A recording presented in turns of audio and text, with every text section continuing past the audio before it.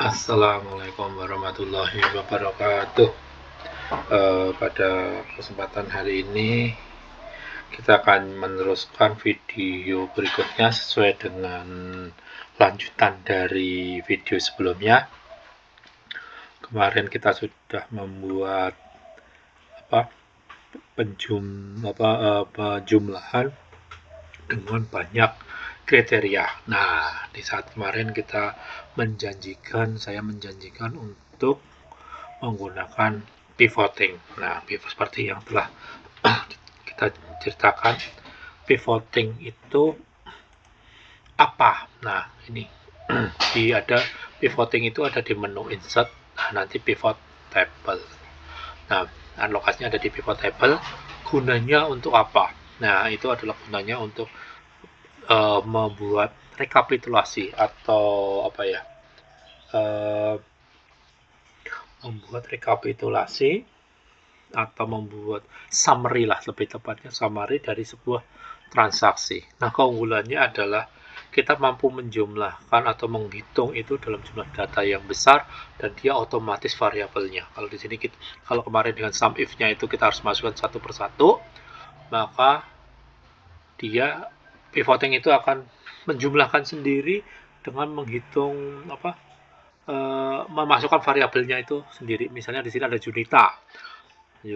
Kalau kita masukkan Junita, kalau nanti ada Junita nih pakai H misalnya Junita gitu, nanti akan membuat record tersendiri. Jadi recordnya beda, jadi otomatis dia.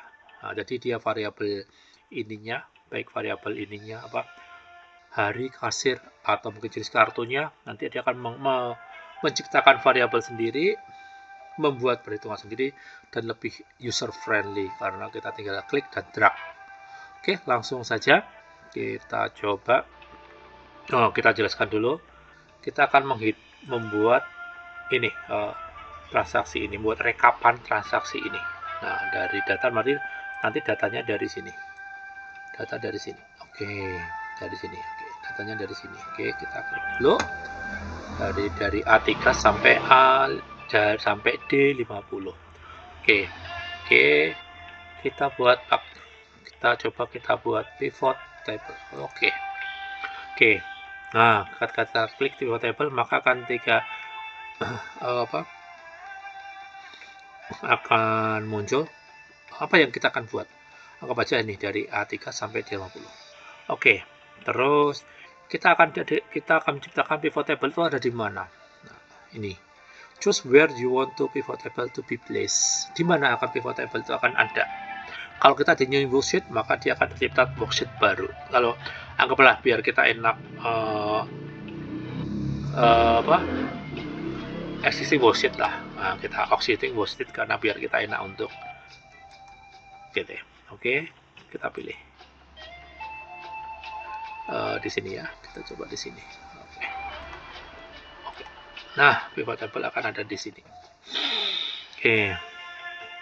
Nah, akan muncul jendela baru atau pivot table field atau daerah tempat pivot table. Nanti ada di sini ada kolomnya hari, karena ini pakai header tadi, hari, nama kasir, jenis kartu atau uang. Jadi kita pakai header ini. Nah, terus di sini nanti ada filternya. Ini kolom ini nanti tampilan yang ke versi ke kanan, row ini tampilan versi ke bawah. Nah, coba kita kenali dulu. Kalau misalnya kita ingin ke bawahnya itu dalam bentuk mirip sekali, ke bawahnya itu hari, berarti ini ke row. Kita klik aja, geser ke sini hari. Oke, yang kita akan jumlahkan adalah jumlah uangnya kan, karena kita akan menjumlahkan jumlah uang, maka kita kasihkan ke jumlah uang. Oke, langsung ketemu. Jadi nanti minggu ada setoran sekian. Oke, ada setoran sekian, berarti jumlah minggu sekian gitu. Nah, enak kan, kita tinggal pilih ini. Nah, kalau misalnya kita pengen ke kanannya itu ada kolom namanya, nama kasirnya, kita klik di sini. Nah, di sini ada langsung minggu, Rina akan membuat jumlah sekian gitu. Jadi akan simpel sekali gitu. Oke, ini nama kasirnya otomatis. Jadi dari sini udah kelihatan nanti Minggu Rina dan akan menjual sekian. Senin kasih 80, Rina 85 sama Junita 40. Langsung ketemu.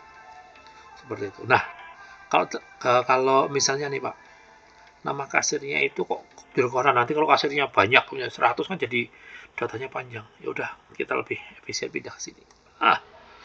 Gitu. Nama kasirnya siapa? Gitu, misalnya kita pengen nampilkan data Mela. Oke. Mela ada menjual pada hari Senin sama Jumat, jumlahnya 125. Gitu. Jadi gunanya filter itu adalah kriteria, seperti kriteria pertama kita pertama untuk untuk filter ini, untuk penjumlahan ini, untuk syarat ini. Jadi kita berarti nama kasirnya itu Mela. Ini saya pertama dulu. Baru nanti dicari hari Senin berapa, Selasa berapa, Rabu berapa, Kamis berapa, Jumat berapa, sampai Minggu berapa. Jadi ini yang nomor pertama. Yang difilter tuh yang pertama. Gitu. Kalau kita coba kita balik gini. Nah, berarti gini. Berarti harinya apa? Misalnya hari Senin, kasirnya ada berapa? Oh, ini. Begitu.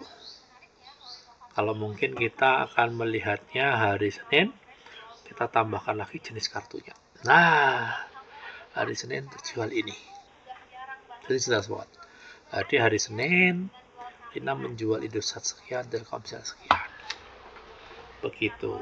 Nah, ini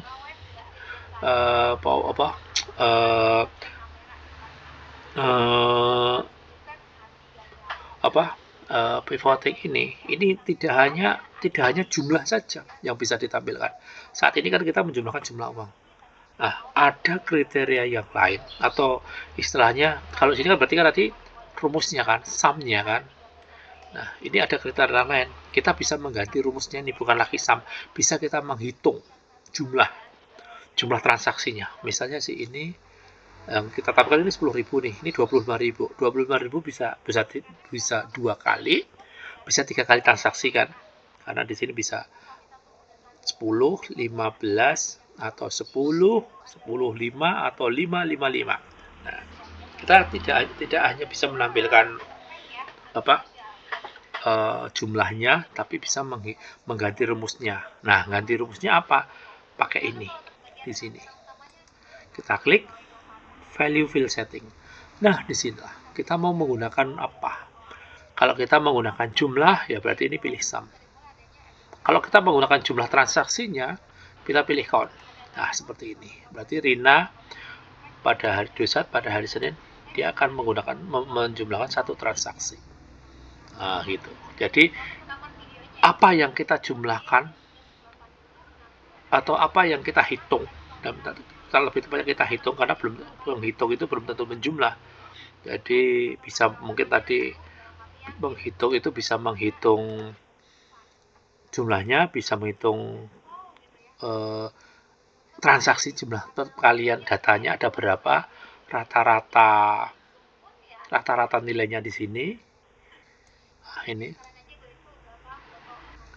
variabel rumus-rumus yang bisa dikalikan. Oke. Dikalikan. Jadi rumus yang harus digunakan buat dikalikan. Nah, itu. Jadi kita bisa pilih. Jadi nanti rumusnya tidak hanya sum saja, tapi bisa count, bisa average, bisa max, min, product, atau produk itu nanti kita bisa, misalnya produk itu apa? Nah, product of jumlah di perkalian. Itu. Jadi kita bisa sesuka kita mengganti rumusnya tanpa susah mengganti rumus di sini. Jadi kalau di sini ada sum if, di sini tinggal count, berarti nanti count if gitu aja. Jadi pergantiannya seperti itu.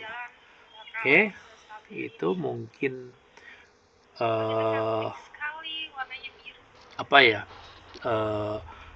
jurus terakhir. Saya menyebutnya ini sebagai jurus terakhir. Jadi biar jurus terakhir itu ya istilahnya pamungkas untuk olah data atau untuk rekap data di Excel ini. Mungkin itu saja yang bisa kami sampaikan. Terima kasih. Assalamualaikum warahmatullahi wabarakatuh.